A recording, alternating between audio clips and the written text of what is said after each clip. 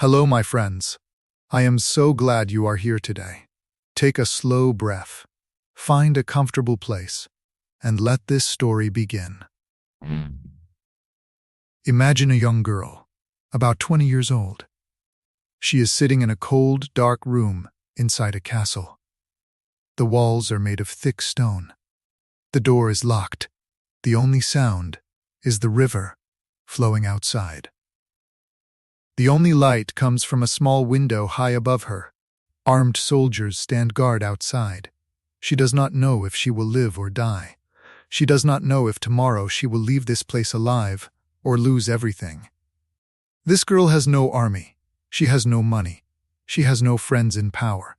Her own sister, the Queen of England, put her here because she did not trust her. But this girl will survive. And one day, she will become one of the most powerful rulers the world has ever known. Her name was Elizabeth, and her story begins not with a crown, but with a tragedy. But first, you must understand something about this time. In the 1500s, men ruled England. Kings made the laws. Kings led the armies. Kings decided the future. People expected women, even royal women, to be quiet, to marry well, and to produce sons. No one believed a woman could rule a country on her own. Remember this, because it makes everything that follows even more remarkable.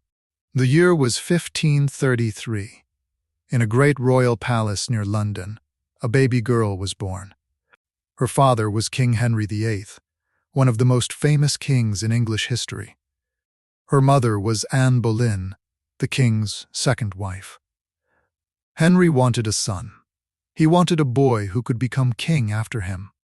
When Elizabeth was born, he was deeply disappointed, but that disappointment was only the beginning. When Elizabeth was just 2 years old, the king had her mother arrested.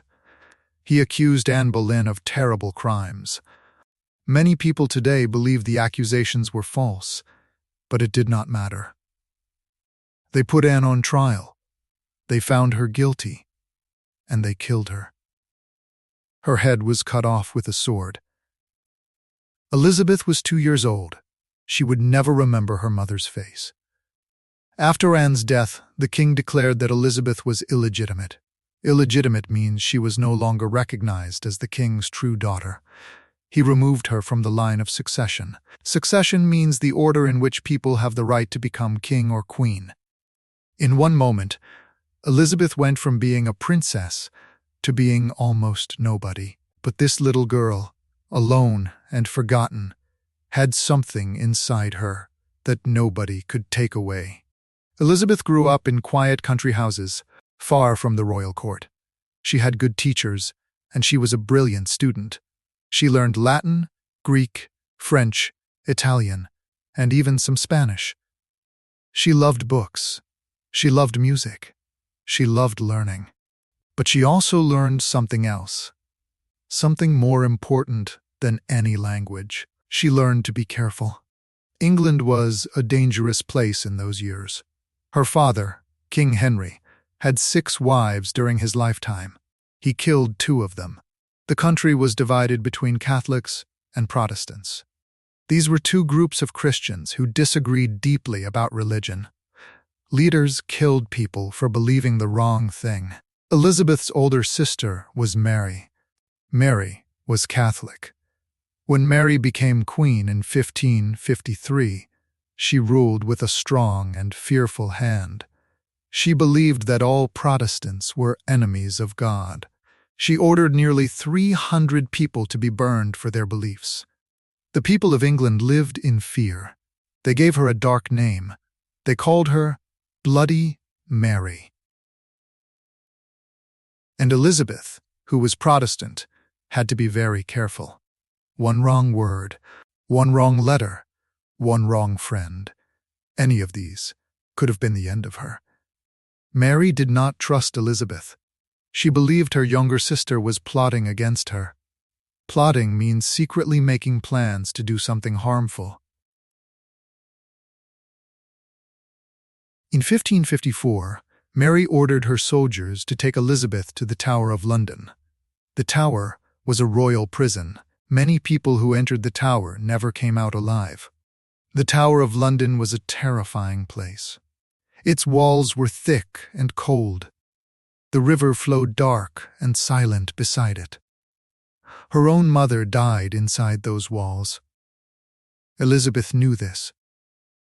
She knew she was walking into the same place where her mother died. Can you imagine that? A young woman, only 20 years old, walking through the gates of a prison, not knowing if she would ever leave. Elizabeth sat down on the cold stone steps.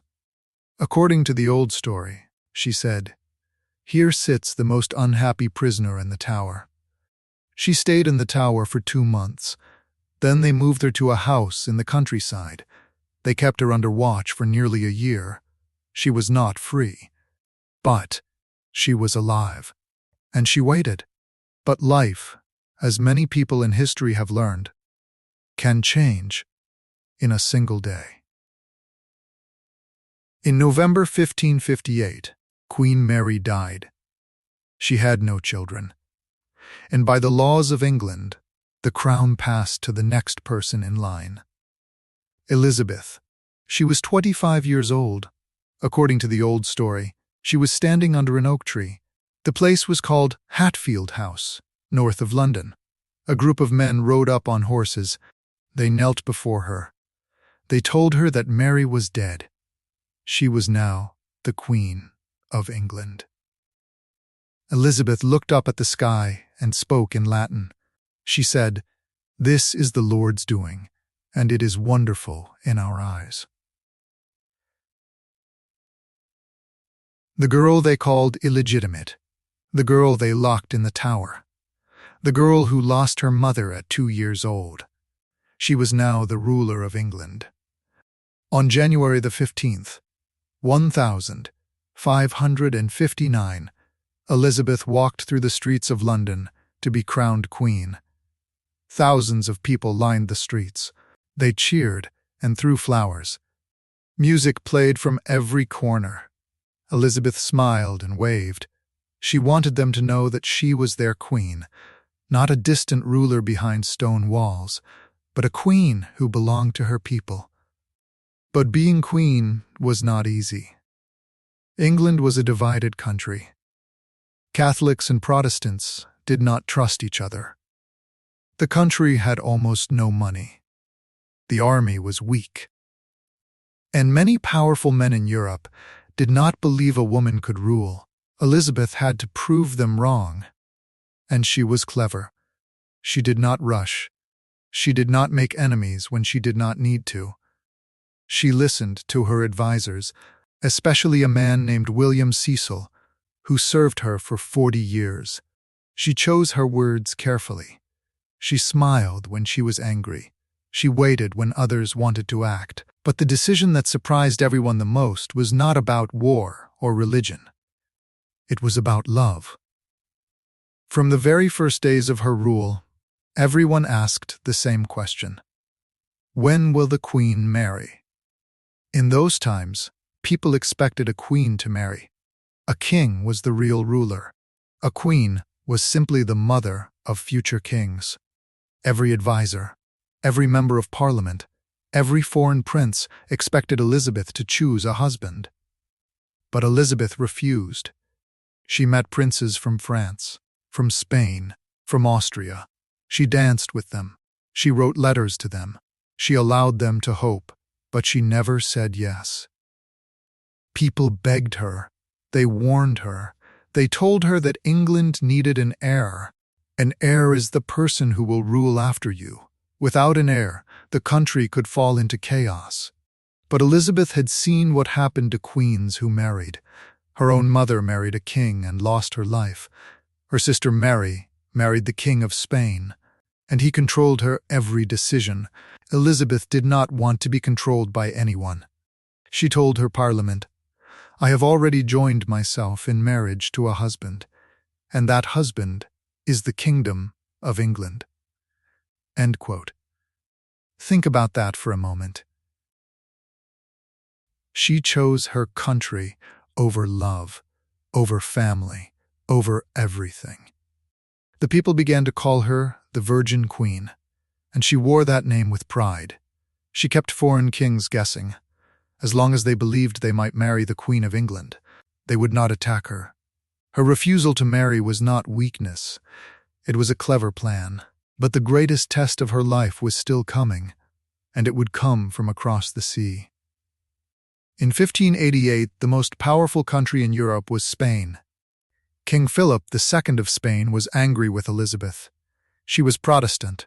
She was helping the Dutch fight against Spain, and English ships were attacking Spanish treasure ships. Philip decided to invade England. He built the largest fleet of warships the world had ever seen. 130 ships, 30,000 men. He called it the Armada. Armada is a Spanish word that means a large group of warships. The Armada sailed from Spain in the summer of 1588. When the English saw it coming, fear spread across the country. But Elizabeth was not afraid. Or if she was, she did not show it. She put on armor and rode out on a white horse. She went to meet her soldiers at Tilbury, near the River Thames. She stood before her army and gave one of the most famous speeches in English history. She said, "I know I have the body of a weak and feeble woman, but I have the heart and stomach of a king, and a king of England, too." The soldiers cheered. They were ready to fight. On the night of July the 28th, the English sent 8 burning ships into the middle of the Spanish fleet. The fire lit up the dark water. The Spanish captains panicked. They cut the ropes that held their ships in place and sailed away from the flames. The great line of Spanish ships broke apart. The next morning, the English attacked. The battle lasted for hours. The English ships were smaller, but faster. They could turn quickly and hit their targets. Then a great storm came and destroyed many of the remaining Spanish ships. Elizabeth and her small navy had won. A small island nation defeated the most powerful empire on earth. Can you imagine how the people of England felt that day? The queen they had doubted, the woman they had told to marry, she saved them all. After the defeat of the Armada, England entered a time of great energy and confidence. Some people call this period the Golden Age of England. During these years, English ships sailed to every corner of the world. Sir Francis Drake became the first Englishman to sail all the way around the world. Sir Walter Raleigh tried to start the first English town in North America. England was no longer a small island. It was becoming a world power. And something else happened during this time. Something that would last far longer than any war or agreement. The theatre was born. A young man from a small town in the middle of England came to London. His name was William Shakespeare. He began writing plays. Romeo and Juliet, Hamlet, A Midsummer Night's Dream. Elizabeth loved the theatre. She attended Shakespeare's plays and supported the arts. The English language itself was growing and changing during Elizabeth's time as queen. It was becoming more beautiful and more powerful. Many of the words you are learning today were first written during the time of this one queen. Elizabeth ruled England for 45 years. Her time as queen was the longest in English history at that point. But the final years were not easy. Her closest friends began to die. Her favorite advisor, Lord Burghley, passed away. Her beloved companion, the Earl of Leicester, died years before. She grew older, and the loneliness she had chosen became heavier. She had no children. She had no husband. The great halls of her palace grew quiet. Sometimes she would sit alone and listen to music, the same music she had loved as a young woman. The crown she carried for so long now felt heavier than ever. She never named an heir until the very end. On her deathbed in March 1603, she finally agreed that James, the King of Scotland, would follow. Elizabeth died on March the 24th, 1603. She was 69 years old. Her family, the Tudors, had ruled England for more than 100 years. And with Elizabeth, that long chapter came to an end. But the England she left behind was stronger, prouder, and more creative than anyone had imagined. She chose her country over everything. And her country never forgot her. And so, my friends, the story of Elizabeth comes quietly to its close. A girl who lost her mother before she could remember. A girl who was told she was nobody. A girl who was locked in a prison and told she would never be queen. And yet, she became one of the greatest rulers in all of history. She made a choice. A difficult, lonely, painful choice. She chose to give everything she had to something bigger than herself. Now, my friend, I want to say something to you. You are making a choice too. Every time you press play on a story like this, you are choosing something. You are choosing to grow. You are choosing to learn. You are choosing to give your time and your effort to something that is not easy, but something that matters. Learning English is not easy.